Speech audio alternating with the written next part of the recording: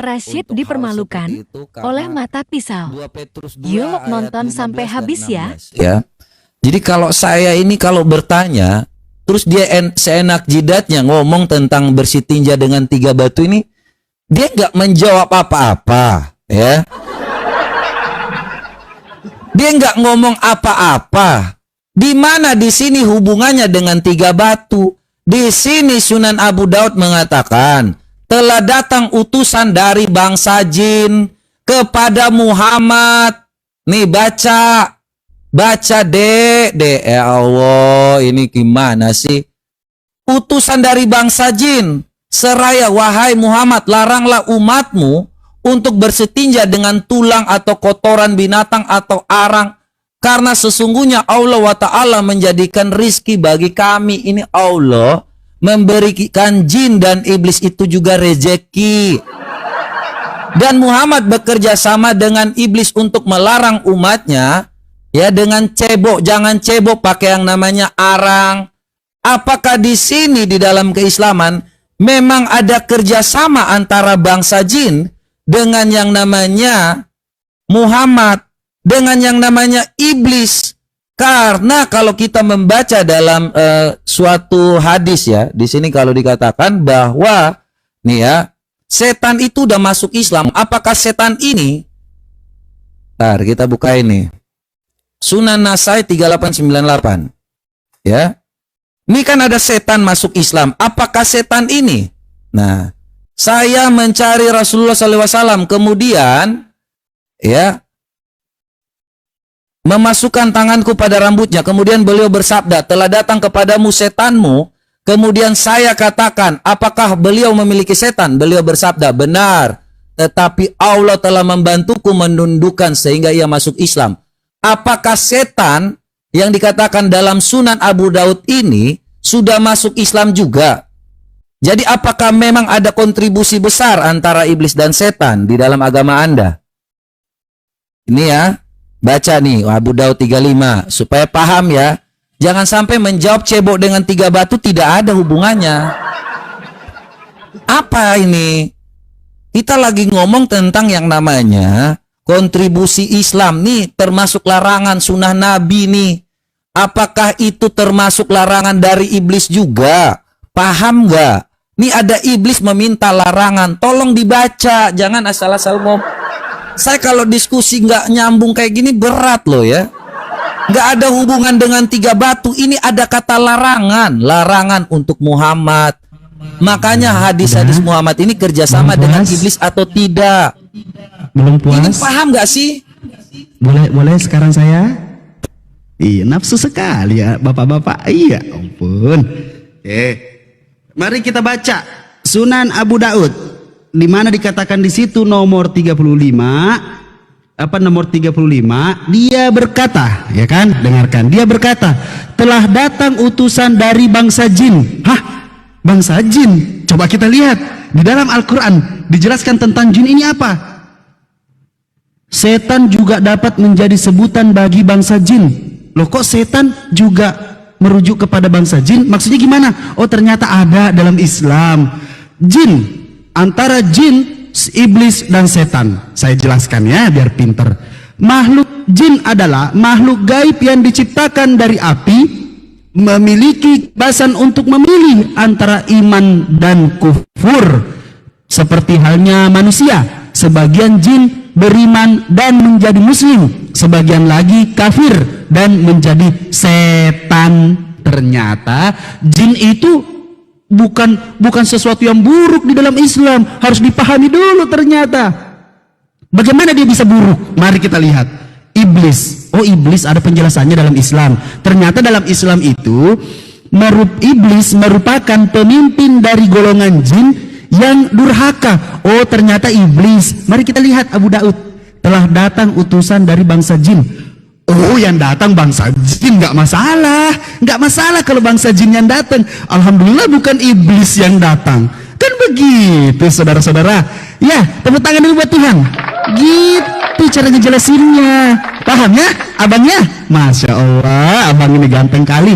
Untung Anda mengatakan di situ jin bukan iblis. Jadi maupun Nabi Muhammad manusia, jin adalah makhluk Allah, sama-sama makhluk yang diciptakan, tetapi bisa dua-duanya memiliki yang namanya sifat, yaitu sifat iblis dan setan. Begitu saudara-saudara, tepuk tangan buat Tuhan.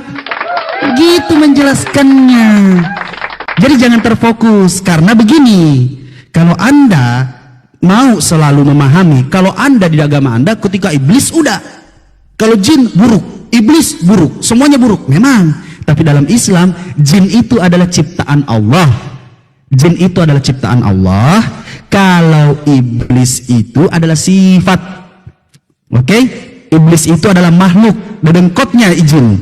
Iblis itu dedengkotnya jin yang bersifat setan gitu, yang menyesatkan umat manusia. Begitu saudara.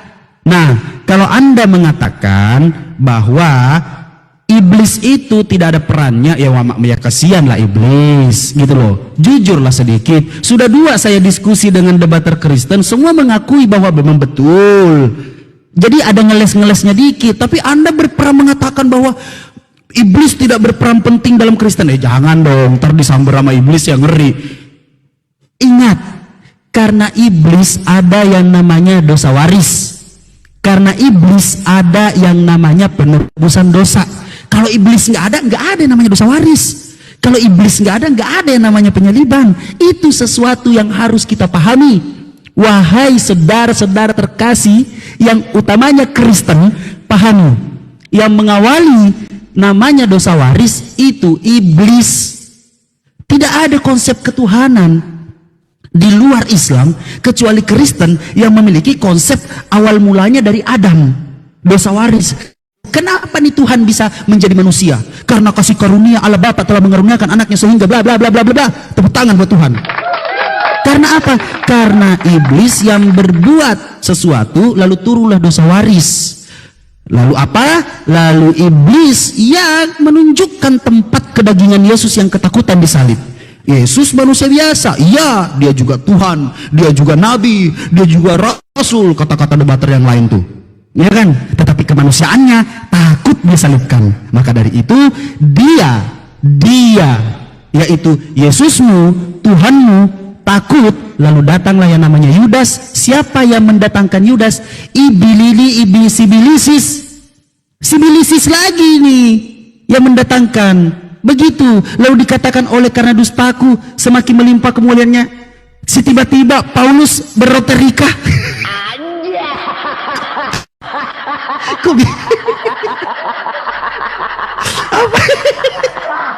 Apa sih bang? Ini kan bahasa Indonesia gitu loh. Tetapi jika kebenaran Allah oleh dustaku semakin melimpah kemuliaannya, ini Paulus mau bohong, ini mau berdusta, dan dia kecewa karena kenapa harus dihukum lagi sebagai pendosa gitu. Ya silakan ditanggapi saudara. Terima kasih banyak Abang Mata Pisau. Gasken. Baik. Ya, jadi saya kira ya kalau hal seperti itu Anda sudah mengakui bahwa iblis juga beserta Anda, ya karena iblis adalah pendusta, ya kita sudah jelas ya. Makanya di dalam keislaman itu kita tidak perlu lagi ngomong tentang buka dalil. Iblis itu memang kita udah ajaran yang berbeda, jadi nggak ada masalah sih sebenarnya kalau Anda sudah mengakui bahwa iblis itu sudah masuk Islam seperti yang dikatakan tadi. Ya, setan udah masuk Islam. Artinya kita nggak perlu debat lagi. Kalian sudah bersama-sama dengan iblis. Setan udah masuk iblis, setan udah masuk Islam, ya udah. Kita udah berbeda. Jadi apalagi yang Anda harapkan dari diskusi ini? Karena Anda sudah mengakui, karena Kristen tahu bahwa setan itu kerjanya hanya berdusta. Iblis adalah bapa dari segala pendusta. Dan kalian pun sendiri mengiyakan boleh berdusta dalam 3 hal. Jadi kita tidak perlu lagi berdebat apa-apa. Kita nggak pernah mengakui iblis itu terlibat dalam agama kita. Iblis itu diusir oleh setan tadi di roh jahat ya. Lukas 8 ayat 28. Jadi ngapain kita harus diskusi lagi kalau Anda sudah mengakui bahwa peran iblis dalam agama Anda. Makanya iblis adalah bapa dari segala pendusta, ini sudah benar. Ya, kalau kita lihat di dalam Sahih Muslim ya. Ini 5032 ya. Jadi di sini ini jangan sampai Allah pun adalah iblis loh, ya. Jadi kita lihat di sini coba. Bentar ya, ini langsung dibacakan aja cepat. Ya. Rasulullah SAW sesungguhnya iblis meletakkan singgasananya di atas air, mengirim bala tentara setan nih. Coba kita lihat lagi nih. Ya, ada iblis di atas air ya. Jadi ini Muhammad tahu iblis itu ada di atas air. Coba kita lihat di dalam surah Hud ayat 11 ayat 7 ya. Coba kita lihat ya teman-teman semua, ini izin dikit ya kan? Tetap aja bicara, saya tetap dengar. Tetap aja bicara, saya tetap dengar. Oke ya. Jadi teman-teman lihat, sesungguhnya singgasana iblis mengirim bala tentara setan ya. Ini iblis di mana? Di atas air. Surah Hud 7 teman-teman. Ya. Nih. Dialah ini Al-Qur'an ya. Jadi teman-teman jangan berpikir ini iblis di dalam. Allah sendiri pun bersemayam di atas air teman-teman. Dialah yang menciptakan langit dan bumi dalam 6 masa dan arsy di atas air. Arsy itu kursi. Hud 7 hubungannya dengan iblis pun sama-sama. Ya. Ini dalam Sahih Muslim jelas. Sesungguhnya iblis meletakkan singgasananya di atas air. Teman-teman baca aja yang simpel aja. Jadi makanya kalau kita sudah berbeda, Anda dengan yang namanya iblis, Anda pun saya kira dari tadi sudah sama lah ya. Menyatakan bahwa apapun yang Anda lakukan pasti bersama-sama dengan iblis. Boleh berdusta ya dalam 3 hal. Dan ajaran Anda pun itu berbeda dengan saya ketika dengan berdustanya mengatakan bahwa Yesus itu tidak disalibkan. Itu dusta. Secara fakta sejarah, bangsa Israel yang tidak mengakui Yesus adalah Tuhan dan Juru Selamat, mereka juga menerangkan hal yang sama. Orang Tacitus, ya Basilides, menerangkan hal yang namanya Yesus mati, bangkit, dan terangkat ke surga. Satu-satunya yang mengarang cerita, ya bahwa Tuhan Yesus itu tidak mati, bangkit, dan terangkat ke surga hanya di dalam Islam. Jadi sama aja nih ya, kita baca aja sih sesimpel ini. Sahih Muslim 5032 ya, iblis meletakkan singgasananya di atas air. Ini Allah pun sama teman-teman ya, dan dialah yang menciptakan langit dan bumi dan di atas air. Ini singgasananya, arsinya di atas air. Surat Hud ayat 7. Jadi kalau kalian kerjasama dengan iblis ya sudah selesai. Apalagi yang kalian bisa mau sampaikan, kita udah berbeda. Apalagi yang bisa kita harapkan dari yang kalian mengharapkan iblis, Allah berada di atas air, iblis berada di atas air. Jangan-jangan iblis ini adalah Allahmu. Ya, jadi baca Sahih Muslim 5032 dan Hud ayat 7 ya, surah Hud QS 11 ayat 7. Jadi kita memang berbeda, Tuhanmu berbeda, Tuhan saya berbeda. Kita berdasarkan kebenaran, Anda berdasarkan dusta. Silakan.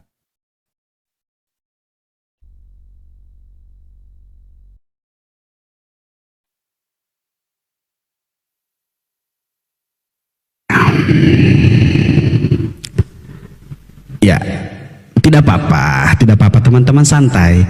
Kita bisa di sini melihat yang namanya kebenaran itu seperti apa. Begitu dia sudah nggak tahu nih mau kemana, udah bingung. Saudara, saya sudah paham bahwa akan Anda melarikan kepada apa? Kepada ranah keimanan, di mana di surah Hud itu dijelaskan tentang arsy Allah. Arsy Allah itu dijelaskan itu ranah keimanan di dalam Islam. Tidak ada yang berani untuk mengoprek-oprek atau menafsirkan secara lantang atau tanpa ilmu dasar. Itu ranah keimanan. Sama halnya setelah ia berbicara kepada muridnya, maka terangkatlah ke sorga dan duduk di sebelah kanan Allah Bapa. Siapa yang ngelihat Allah Bapa duduk di sebelah kanan Allah Bapa? Siapa yang ngelihat Yesus duduk di sebelah kanan Allah Bapa? Siapa? Itu ranah keimanan di dalam bahas lintas agama. Gitu loh. Bung, itulah Islam. Islam itu memiliki yang namanya yang namanya metode pembelajaran. Islam itu memiliki yang namanya metode pembelajaran yang baik dan benar. Ada yang namanya disiplin ilmu. Jadi tahu bedanya mana iblis, Ya kan? Mana iblis, mana setan, mana jin. Gitu. Jin beda, iblis beda, setan beda. Beda bung, gitu loh. Nggak apa-apa Anda mengatakan segala apa boleh berdusta tapi dalam kebenaran. Kalau benar, akui aja dulu nih. Akui dulu nih, susah banget sih ngakui. Bahwa kalau nggak ada iblis, ya agamamu nggak ada, selesai. Tapi nyatanya iblis perang utama. Kenapa harus malu? Perang utama itu iblis. Iblis adalah sesuatu yang tidak diciptakan oleh Tuhan. Iblis adalah malaikat yang berkhianat, lalu iblislah kejahatan itu ada. Iblis menciptakan kejahatan, Tuhanmu menciptakan kebaikan. Tuhanmu tidak maha pencipta karena bukan dia yang menciptakan kejahatan.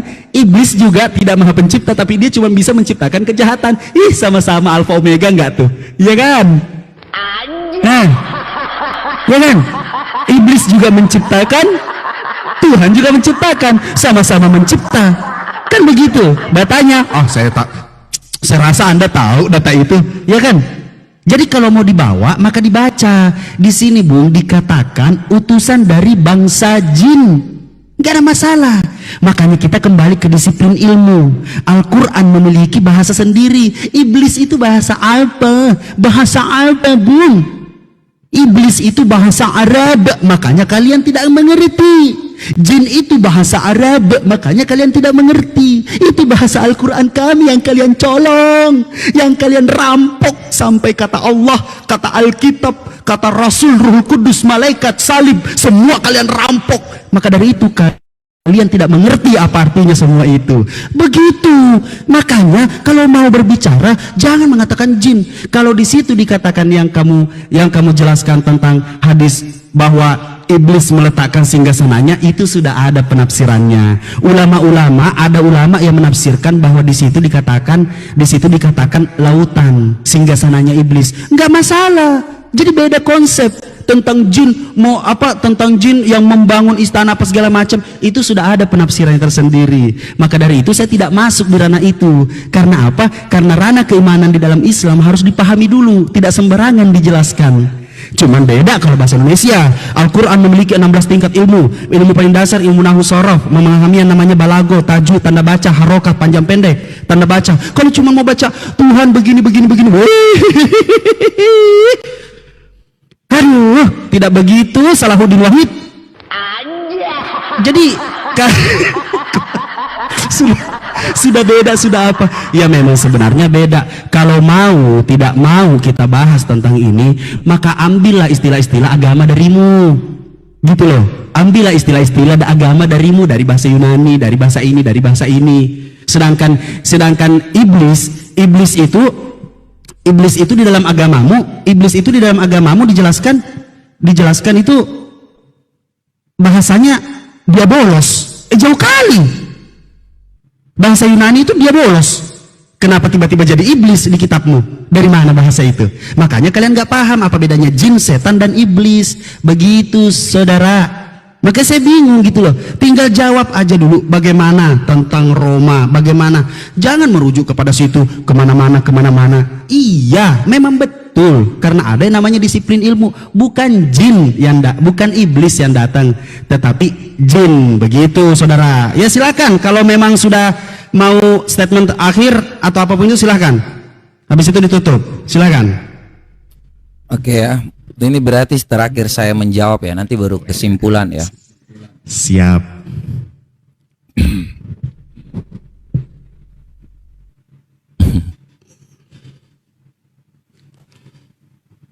Anda silakan 10 menit sampai kesimpulan. Sudah, setelah ini Anda nanti kesimpulan ya. Jadi saya sudah jelas menerangkan dengan data. Entah itu Anda menafsirkan ya. Buktinya Anda tidak tahu menafsirkan itu apa. Jadi kalau kita tanya, mereka bilang, oh ada yang lebih tahu. Kita juga nggak bisa menafsirkan. Jangan-jangan nabimu sendiri juga tidak tahu apa yang sedang dikatakan. Karena dia juga nggak tahu tuh apa yang disampaikannya ya ketika waktu dikatakan ini tadi. Karena dia juga pernah sempat mengatakan di situ kan. Di sini iblis ya telah mengutus engkau. Ini surah Al-Hijr ayat 39. Sini, Tuhanku, karena engkau telah memutuskan aku bahwa aku sesat, aku pasti akan jadikan kejahatan terasa indah bagi mereka di bumi, dan aku akan menyesatkan mereka semuanya. Ya, jadi ini jelas ya. Kalau di sini telah disesatkan, Allah tuh telah membuat iblis sesat. Mereka juga semuanya ikutan sesat, dan mereka kerjasama dengan iblis. Jadi kalau kita mau ngomong lagi tentang suatu hal yang namanya hal-hal yang berkaitan lagi, terus dia bilang tadi, ini kita nggak tahu, ini ranah keimanan. Ranah keimanan siapa? Nabimu itu kalau dikatakan bahwa seorang yang berpendidikan, tidak. Dia mau menafsirkan siapa? Siapa yang ulama, siapa yang menafsirkan berbeda lagi? Ya. Jadi di sini kita tahu bahwa iblis, ya, kita sudah tahu nih bahwa iblis, ya, ada di atas air dan Allahmu bertahta di atas air. Ya, selama kalian nggak bisa bantah mau menafsirkan apapun ranah keimananmu, silakan saja, sama juga seperti kau membaca kitab kami. Ya, mau mencoba untuk mengatakan iblis turut serta dengan hal-hal yang seperti itu, tidak ada, ya. Jadi iblis di sini kalau kita buka dalam hal-hal seperti ini, Anda mobil mengatakan apapun dalam kitab kami, tidak ada yang namanya keterkaitan iblis dalam agama kami. Karena kami sudah fix, kami nyata, kebenaran itu adalah absolut, mutlak. Ya, tidak ada keterkaitan antara iblis dengan yang namanya Tuhan kami. Tidak ada segala apapun yang namanya kebenaran itu harus makanya dalam kekristenan itu katakan ya jika itu benar, katakan tidak jika itu salah. Tidak ada yang ambigu, tidak ada yang namanya mengajarkan peperangan. Kasih itu di atas segala-galanya karena kita hidup supaya seperti di surga. Ya. Jadi kalau Anda mau menjelaskan ngelontang-ngelantung, ada iblis, ada jin, ada yang namanya setan, ada pangeran iblis, itu Anda dalam keimanan Anda silahkan aja. Ya, pada intinya kita nggak mengenal dalam keimanan kami hal-hal yang namanya seperti itu. Entah iblis masuk surga nanti terus dia kawin sama bidadari, tidak ada dalam kami. Nggak mungkin dalam surga itu bersatu dengan iblis, jin, mau apapun itu. Kalau Anda bilang iblis masuk surga, setan masuk surga, terus mereka ketemu bidadari, apakah mereka ini nanti juga kawin sama bidadari? Seperti yang dikatakan di dalam surah An-Naba ayat 33. Nih kalau setan udah masuk Islam, apakah dia juga dapat surga nanti bidadari surga? Nah ini kan kita juga aneh bin ajaib, karena kita nggak akan mungkin bersatu dengan yang namanya iblis di surga. Ya, apakah mereka itu sudah dikutuk terus nanti tiba-tiba masuk surga bersama-sama kita? Kita nggak pernah mau kok. Makanya kalau seandainya Anda sudah bersekutu dengan iblis, dengan jin, ya sudah. Kita sudah selesai, kita punya Tuhan yang berbeda. Kita punya suatu hal pendapat yang berbeda. Kita punya Tuhan yang berbeda. Anda punya Tuhannya yang namanya Allah. Ya, ketika Muhammad mengatakan bahwa aku diperintahkan menyembah Tuhan di negeri Mekah, kami mempunyai Allah yang hidup dan kami menyembah dalam roh dan kebenaran. Jadi kalau itu sudah berbeda, kita nggak akan memaksakan. Kalau Anda sudah mengatakan, ya, nanti di surga pun Anda akan ketemu iblis. Anda akan ketemu yang namanya bidadari surga dan iblis juga akan punya bidadari surga. Ya sudah selesai dong, ngapain kita mesti debat lagi tentang suatu hal. Yang penting Anda tahu bahwa iblis turut bekerja dalam keimanan Anda, tidak dengan kami, dan Anda tidak bisa Anda paksakan bahwa iblis itu mau bersama-sama dengan kami. Tidak ada dikatakan bahwa setan iblis itu masuk surga. Tidak ada. Jadi saya kira demikian, itu yang dapat saya sampaikan. Nanti kita lanjut ke kesimpulan. Silakan.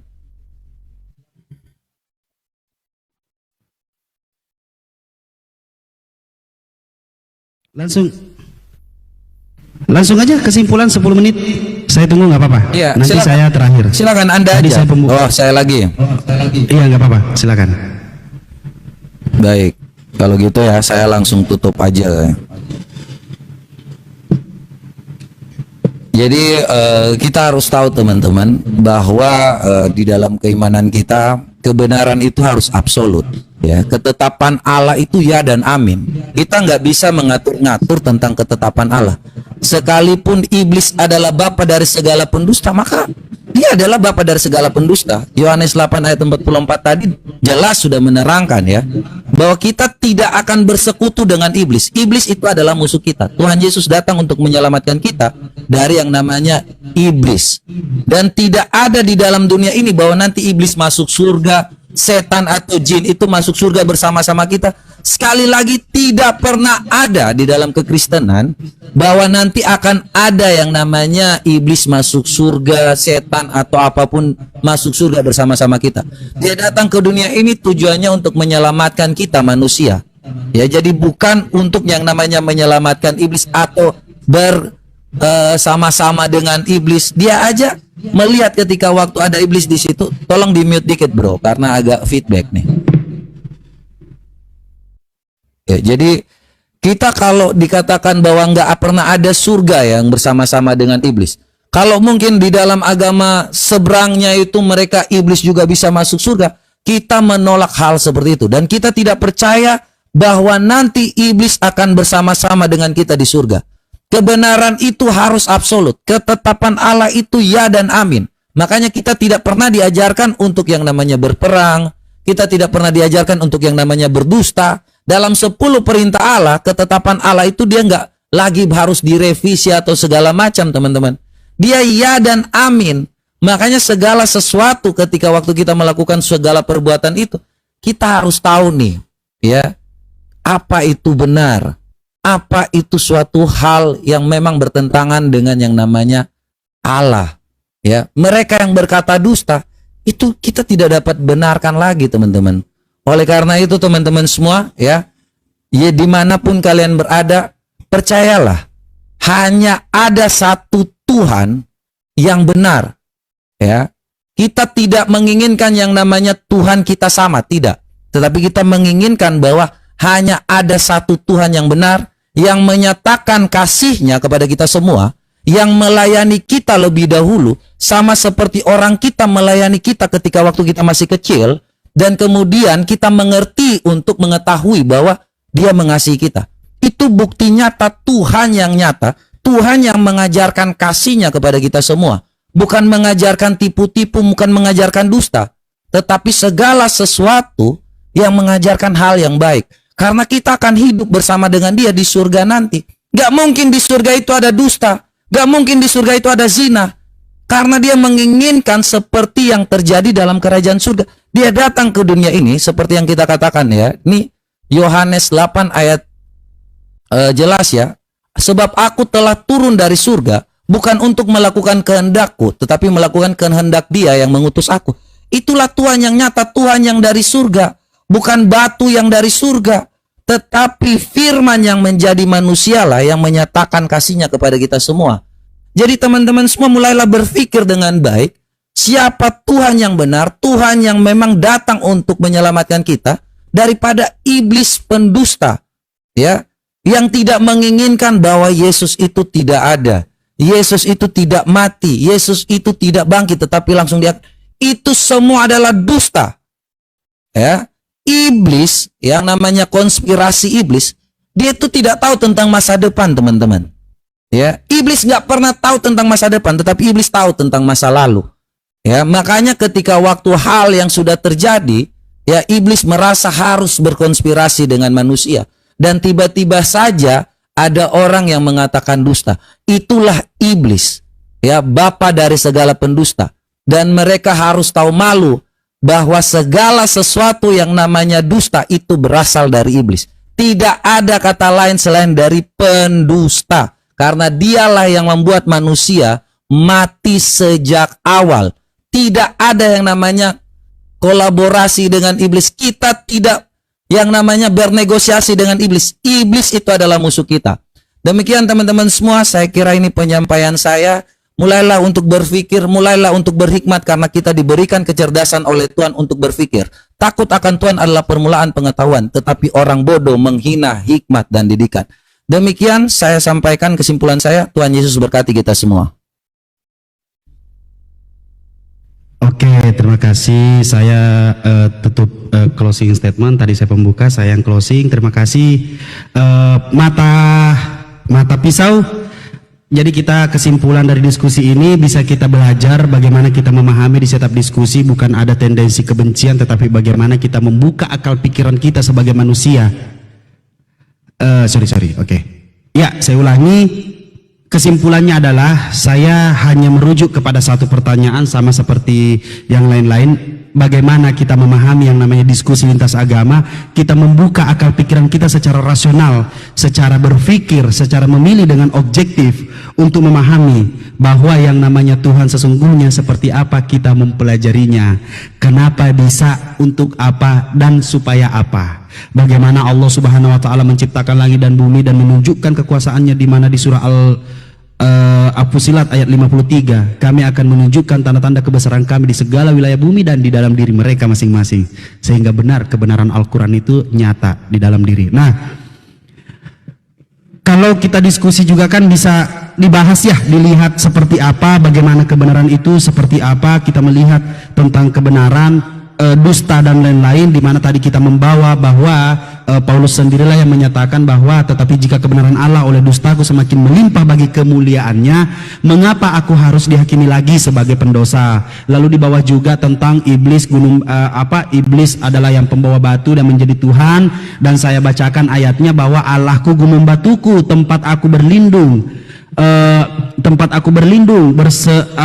perisaiku, tunduk, ya pokoknya begitu. Silahkan kalian baca semua 2 Samuel 22 nomor 3, di mana dikatakan Allahku gunung batuku. Ternyata ada juga gunung batu.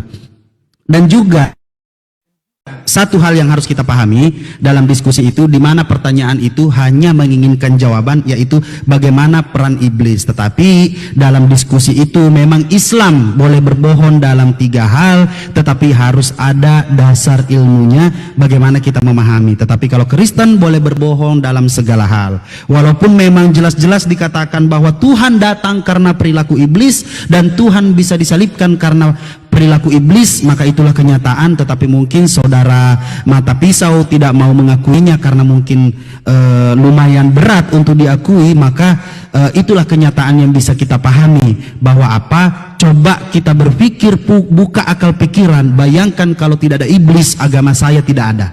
Karena apa? Coba lihat bagaimana caranya dosa waris itu turun, konsep yang namanya Tuhan, lalu Tuhan disalibkan. Begitulah namanya ketika iblis membuat kesesatan.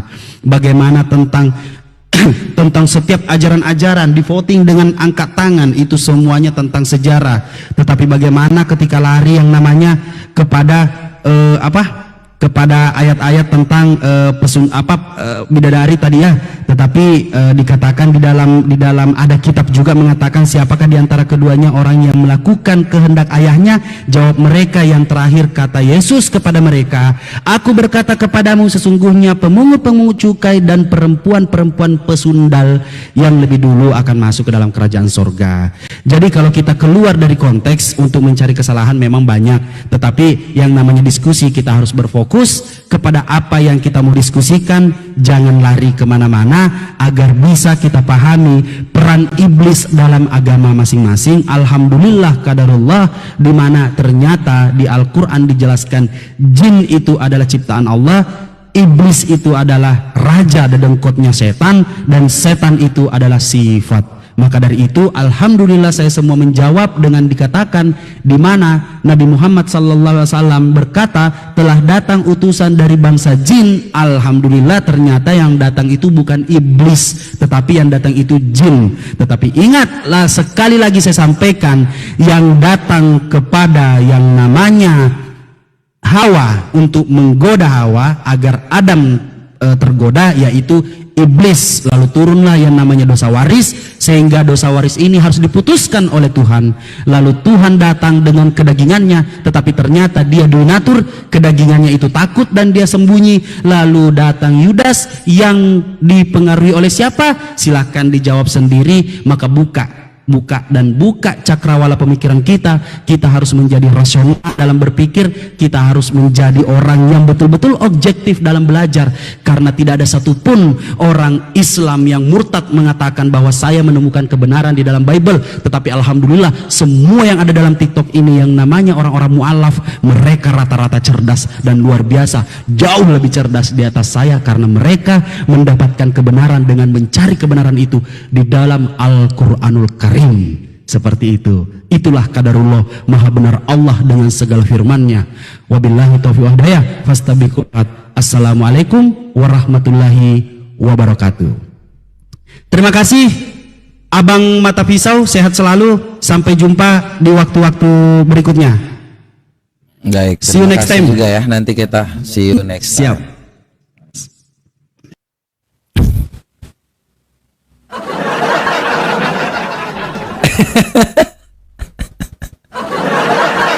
Kadang-kadang saya lucu kalau yang seperti ini. Jadi kalau sudah mengakui ya kita mau ngapain lagi? Dia buka sendiri, dia mau minta supaya saya mengakui. Gimana sih cara diskusi kalian ini? Udah closing statement masih nyinggung agama orang. Mau fight ya kita fight lagi sebenarnya sih. Tapi udahlah ya. Jadi teman-teman semua satu lagu ya, seperti biasa kita. Lagu ini menggambarkan bahwa konspirasi iblis dalam kehidupan manusia, supaya jangan lagi ke teman-teman percaya kepada seorang iblis ya. Iblis adalah bapa dari segala pendusta. Satu lagu ini untuk menjelaskan kita bahwa iblis datang untuk membuat manusia itu jatuh ke dalam dosa, supaya jangan percaya kepada Tuhan Yesus.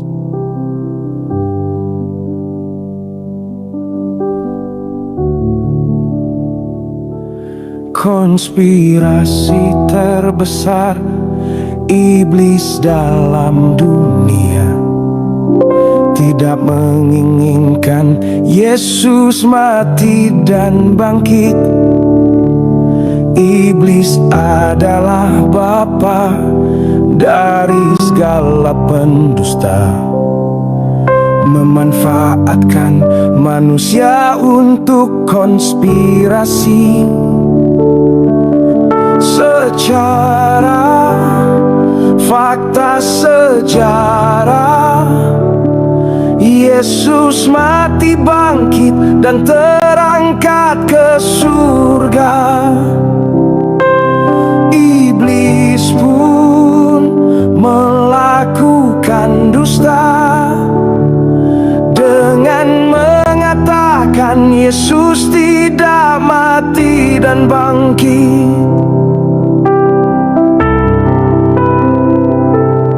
Wahai semua yang mendengar, baiknya kalian mengetahui, di dalam dunia kebenaran itu harus absolut.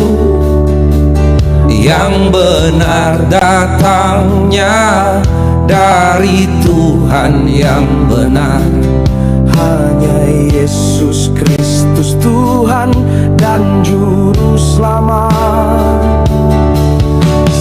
Secara fakta sejarah, Yesus mati bangkit dan terangkat ke surga. Iblis pun melakukan dusta dengan mengatakan Yesus tidak mati dan bangkit.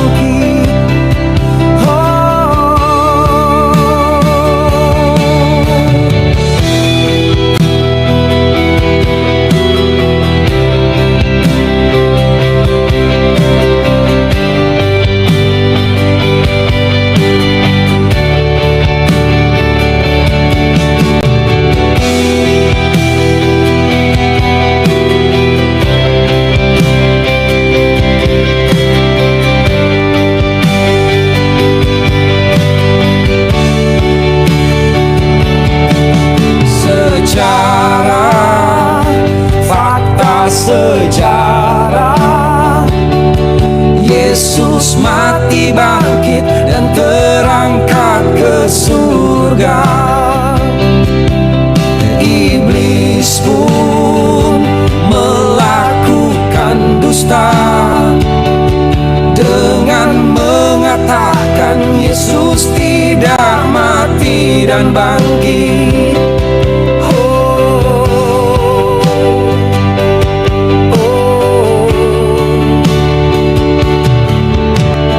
Bukan dari Tuhan yang manapun berada.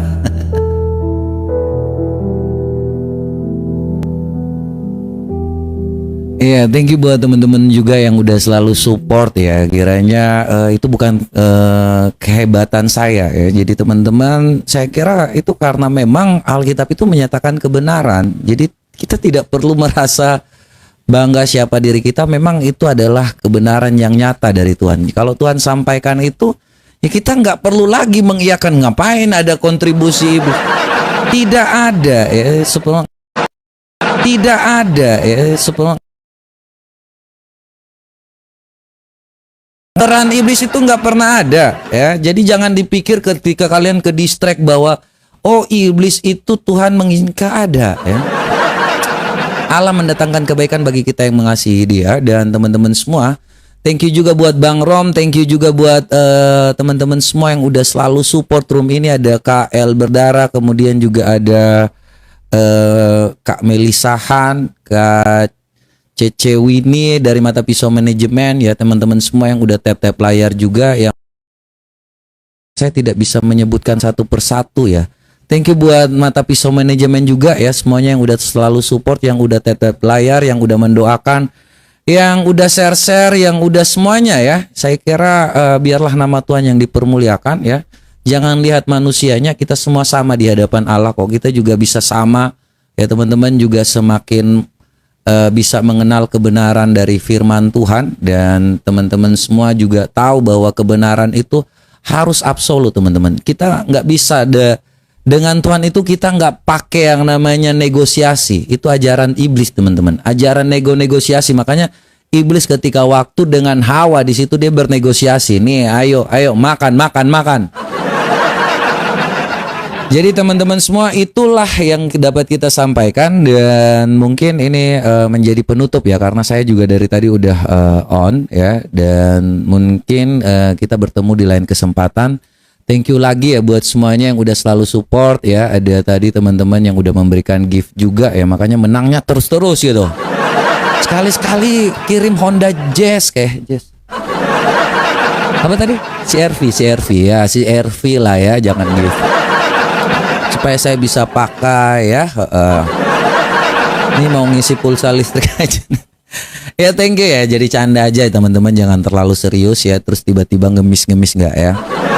Apapun yang teman-teman sampaikan ya, berikan ya. Tuhan Yesus memberkati selalu.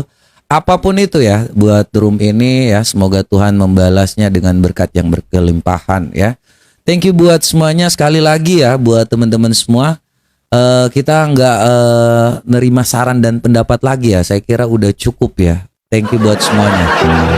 Ya, dan ini menjadi lagu penutup kita juga di malam hari ini ya. Saya juga harus butuh istirahat dan teman-teman semua juga butuh istirahat. Mungkin mau berjalan ke tempat yang lain, mendengar yang lain ya. Dengan adanya debat lintas agama ini, kita juga bisa lebih baik mendengar tentang kebenaran. Ya, thank you buat semuanya ya. Selalu sehat, selalu dalam lindungan Tuhan. Ya, percayalah, kebenaran itu hanya datang dari Tuhan Yesus. Tidak ada di dunia ini yang namanya kebenaran selain Tuhan Yesus Kristus. Konspirasi terbesar Iblis dalam dunia tidak menginginkan Yesus mati dan bangkit. Iblis adalah bapa dari segala pendusta, memanfaatkan manusia untuk konspirasi. Secara fakta sejarah, Yesus mati bangkit dan terangkat ke surga.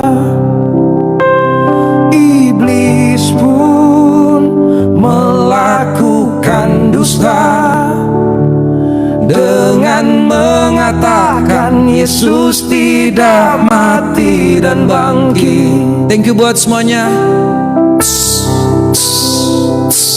Wow.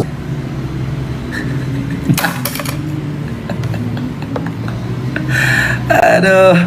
Oke ya, thank you buat semuanya ya.